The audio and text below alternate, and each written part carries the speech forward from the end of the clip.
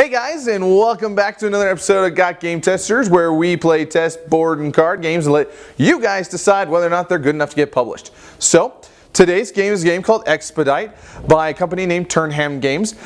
Technically, this game has already been published because it's already gone through its Kickstarter, but you know what? We are big Kickstarter fans, so we're just going to go ahead and review it anyway, mostly because we got the game late. But you know what? There's another one coming out within the next couple of months, so technically it still counts as playtesting. All right? So let's go ahead and check it out.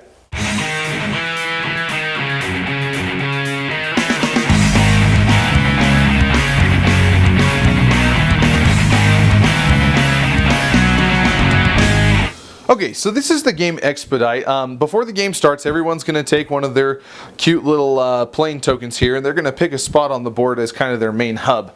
This main hub is invincible and can never be taken over by other people. Now, the purpose of the game is to see who can get to 100 points first, which is found just over here. Okay, everyone starts over there and works their way over to 100 points. Now, how do you get 100 points? Points are given by these World Trade cards. Now, these World Trade cards are essentially tickets saying that I need to start from one place and end in another. Everyone starts with 3, and once you play one, you just draw another one, and so you always have 3 in your hand. So let's go ahead and take a look at this real quick. Right here I have a World Trade card that says I need to go from Lima to Winnipeg. And I must start there and end there. It's a little different than probably what most people are used to. I don't simply need to make the connection. I actually have to start in Lima and end in Winnipeg. Now, how do I even make connections? Well, let's go ahead and look over here to Lima and Winnipeg, shall we? Okay, so Lima's down here and Winnipeg's up there. I need to find some sort of flight path so to get from Lima all the way up to Winnipeg. Well, how do I play hubs? Well, I make those connections by placing these little chips down that will actually connect me, and these are called hubs that you move and that you place across the board. Now, how do you play hubs? Well, you have these little Expedite cards, which are essentially just colored planes that you can play, and you play them according to what's underneath. So in this case, Lima has a 2 green, so that would mean I'd have to find 2 green cards in order to play on Lima. And I can use wilds if I so choose. There's the wild card for you. But I have to play at least 2 green. Up here I'd have to play 1 red. I'd have to play 2 yellow. Underneath on here in New York City is 3 blue, and so forth. Okay, so now that you know how to pay for those cards, I'm essentially going to connect to each one. Now, I don't have to own all of these connections. Okay, I just have to own the beginning one here in Lima. So I'll start there, work my way over, and then I fly into New York City. Now, unfortunately, New York City is owned by white. So what I'm going to do is I'm going to take a look at the track that I use, or the flight pattern here from Miami to New York City, and it says 3. So that means I'd have to pay 3 points out of my card here, out of my 14 points, and give it to white. So I would just move down here on the track. I'd move white 3 points. Look back up here, and then I notice that from New York City to Winnipeg is owned by blue, so I'm going to give him 2 points. So I'll just move the blue token 2 points forward. Okay, so that's essentially how you gain points with these cards. Once you've played the card, you just discard it and you draw a new one. Here's the tricky part. Again, you know that you must start in one spot, but let's say that the red player needs Lima. Okay, so in order for him to play, now I've already purchased it for 2 green, but because every place is able to be bought out, you can actually pay 2 green plus 2 green, which is essentially 4 green, in order to put your chip on top, and now red player has control of it. You're going to leave that chip down there so that way everyone knows how much more expensive it gets, because with each new chip on top, it's going to cost more and more. So here it costs 2 green, and essentially this doubles it, so that now it's 4 green. So I have to pay 4 green here to play on that. Let's say the blue comes along and says I want to play on that. Well, I have to pay 6 green now. And then white player comes along and says I have to pay 8 green. And then yellow player says I need Lima again, so now I'm up to 10 green. Okay, and this can get really, really expensive, especially with 3 spots. Like you can see up here in Los Angeles here, it costs 3 green every time you play. I mean, 5 chips later, you're talking 15 green cards. That's nearly impossible. However, there are these cards in the game, which are freebies, essentially. You can play 1 purple hub card. I don't really know what it's called. And you can disregard every single chip underneath and simply put one of your own chips right back on top. So you do not have to spend the 10, the 20 cards to get on top of that one city. You simply play these. If you can get your hands on one, of course. Otherwise, you have to play by the normal rules. There's only a few of these in the deck. Some people might complain that they're kind of like drastically powerful cards. I don't know. I didn't find it to be such an issue. They're actually well balanced, and they're actually godsend every time you grab one. You're, oh, thank goodness I got one. So essentially, for the rest of the game, you're just going to keep playing, and you just hope that down here, everyone else uses your flight or your hubs, and then they just keep giving you points, and whoever can get up to 100 wins. Cool, guys. Well, today I've got my sister, Alex. Hello, I'm Alex. Hey, the little sister. That's the little sister. Hey. Anyway, you guys remember the Alex complex that we talked about last week? Yeah, this is her. This is essence of Alex complex. Hello. Anyway. Nice to see you. Okay, but we're here to talk about Expedite, okay? Right. Okay, so Alex was gracious enough to talk about it. And the reason why I brought her on the show, okay, is because as we kind of mentioned before, there's pretty close similarities between Ticket to Ride and Expedite. Yes? You feel that way? Yes, I do agree. Now, the reason why I brought her on the show is because she's a huge Ticket to Ride fan, okay? I'm a huge fan. I love it. Okay. Not a big gamer, but she loves Ticket to Ride. So I thought she'd be a good kind of compliment because whether or not she agrees with me, I think Expedite's better. Okay. Anyway, so all right. So let's talk about your first initial impressions, regardless of Ticket to Ride. Okay. I really liked how it looked. Like, it looked really cool, and it looked really like legit, and it had good graphics to where I was interested. Like, I was still like I wanted to be interested in it. Like, I was interested in it.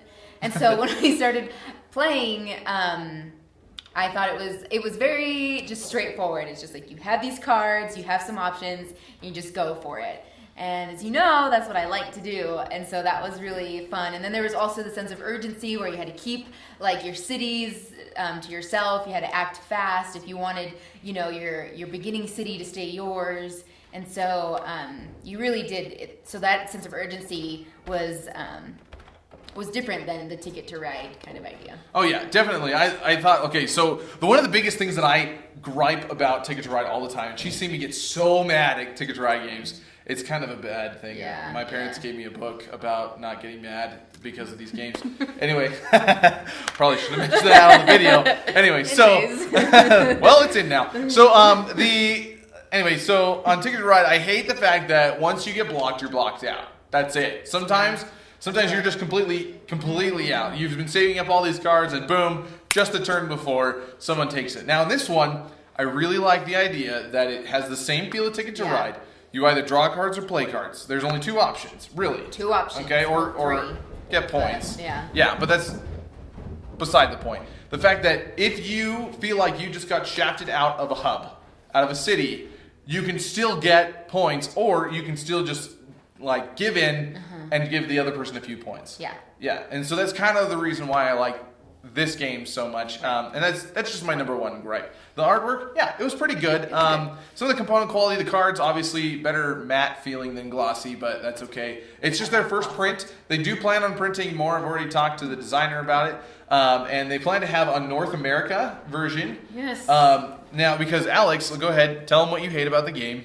The Oh, okay. So the one thing that I wish was just different about the game, and which, like, in the very first few minutes of playing the game, is I wish that they had, like, you could go around the world. So you can go from, like, LA to Tokyo instead of having to go across the whole board. Because, like, I literally picked up a card that was, like, from one end to the other end of the world, and I really wanted to go. Like, I planned in my head, I was just like, oh, I'll just go around. Nope, you can't do that. And you know what? Every single nope.